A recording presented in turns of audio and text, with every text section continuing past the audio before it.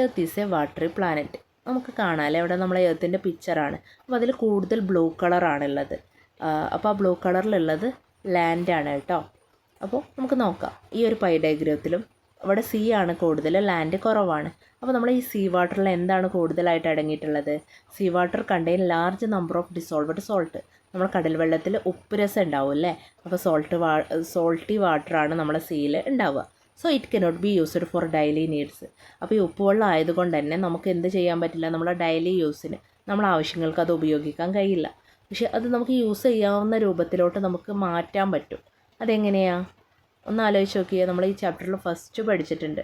Yes, purification stages ആണ് അല്ലേ? അത് നമ്മുടെ 6 സ്റ്റേജുകളിലൂടെ 4 സ്റ്റേജ്, പിന്നെ ടാങ്കിൽ സ്റ്റോർ ചെയ്യുക, പിന്നെ അത് ഡിസ്ട്രിബ്യൂട്ട് ചെയ്യുക. ആ ഒരു 4 സ്റ്റേജിലൂടെ നമുക്ക് എന്ത് ചെയ്യാൻ പറ്റും? ഈ സീ വാട്ടറിനെ നമ്മൾ യൂസ് ചെയ്യുന്ന പ്യുവർ വാട്ടറായിട്ട് ചേഞ്ച് ചെയ്യാൻ പറ്റും. അപ്പോൾ സീ വാട്ടർ ഡയറക്റ്റായിട്ട് നമുക്ക് യൂസ് ചെയ്യാൻ കഴിയില്ല. ബിക്കോസ് എന്താ റീസണ്? അതിൽ സോൾട്ട് ഡിസോൾവ് ആയിട്ടുണ്ട്. അപ്പോൾ ഇനി നമുക്ക് ഫ്രഷ് വാട്ടർ എവിടെ നിന്നൊക്കെ കിട്ടുന്നത് നമുക്ക് നോക്കാം.